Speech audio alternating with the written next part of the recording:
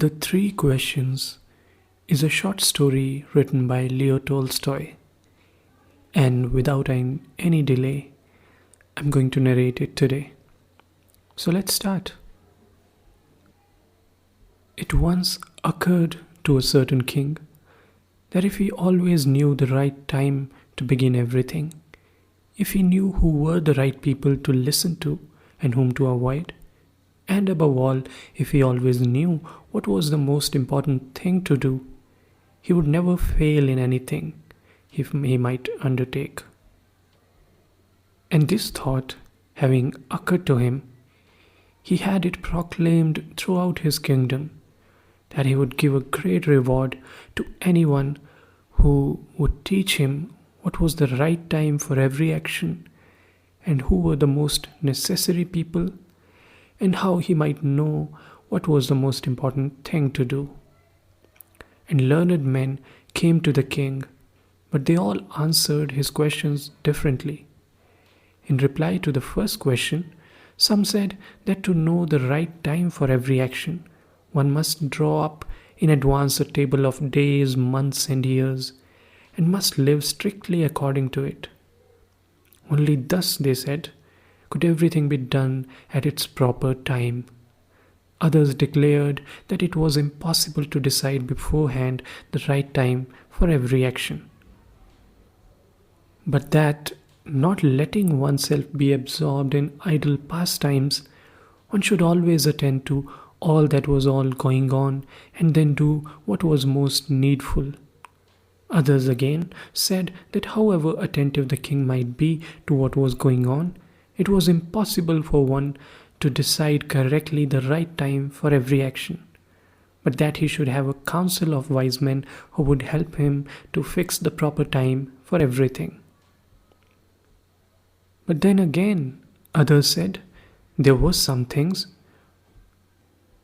which could not wait to be laid before a council, but about which one had at once to decide whether to undertake them or not. But in order to decide that, one must know beforehand what was going to happen. It is only magicians who know that, and therefore, in order to know the right time for every action, one must consult magicians. Equally various were the answers to the second question.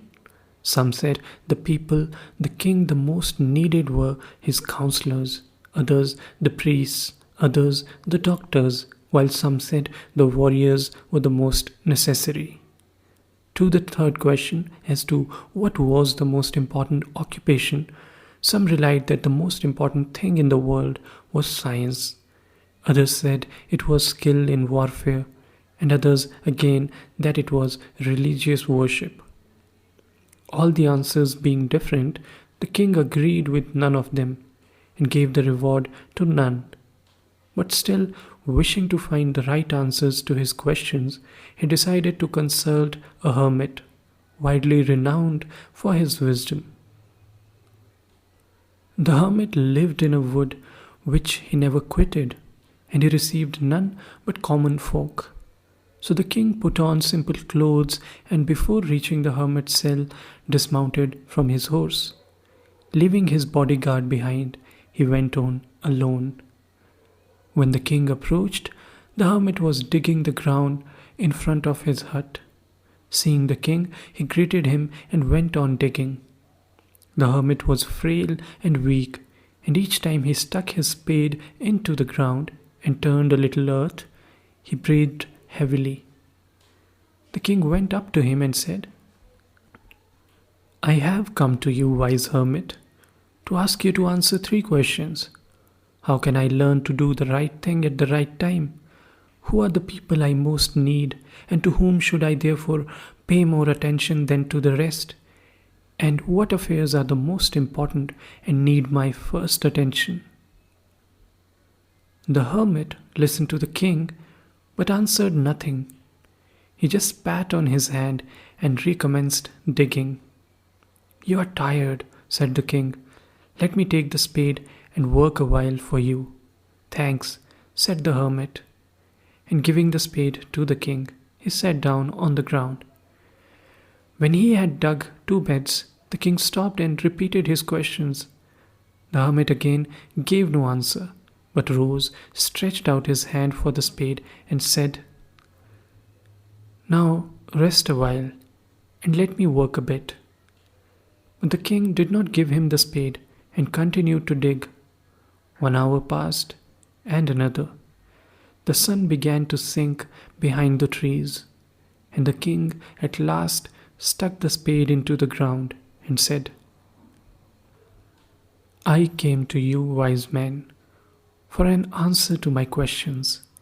If you can give me none, tell me so, and I will return home." "Here comes someone running," said the hermit. "Let's see who it is." The king turned around and saw a bearded man come running out of the wood. The man held his hands pressed against his stomach, and blood was flowing from under them. When he reached the king, he fell fainting on the ground, moaning feebly. The king and the hermit unfastened the man's clothing. There was a large wound in his stomach. The king washed it as best as he could, and bandaged it with his handkerchief and with the towel the hermit had. But the blood would not stop flowing, and the king again and again removed the bandage soaked with warm blood and washed and rebandaged the wound. When at last the blood ceased flowing, the man revived and asked for something to drink. The king brought fresh water and gave it to him. Meanwhile, the sun had set, and it had become cool. So the king, with the hermit's help, carried the wounded man into the hut and laid him on the bed. Lying on the bed, the man closed his eyes and was quiet. But the king was so tired from his walk and from the work he had done that he crouched down on the threshold and also fell asleep, so soundly that he slept all through the short summer night.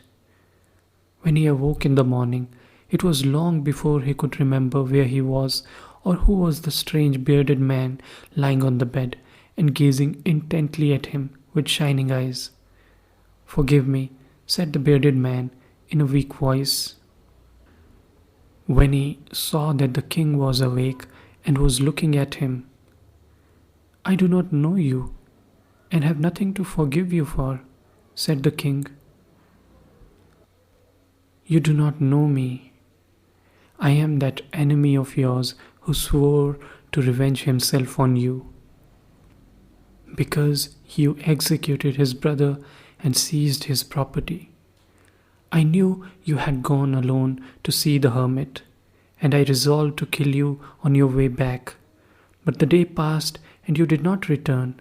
So I came out from my ambush to find you and came upon your bodyguard, and they recognized me and wounded me. I escaped from them, but should have bled to death had you not dressed my wound. I wished to kill you, and now you've saved my life. If you live now, and if you wish it, I will serve you as your most faithful slave, and will bid my sons to do the same. Forgive me." The king was very glad to have made peace with his enemy so easily, and to have gained him for a friend. But he not only forgave him, but said he would send his servants and his own physician to attend him, and promised to restore his property.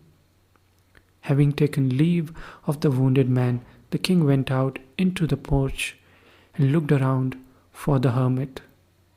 Before going away, he wished once more to beg an answer to the questions he had put. The hermit was outside on his knees, sowing seeds in the beds that had been dug the day before. The king approached him and said, "For the last time, I pray you to answer my questions, wise man."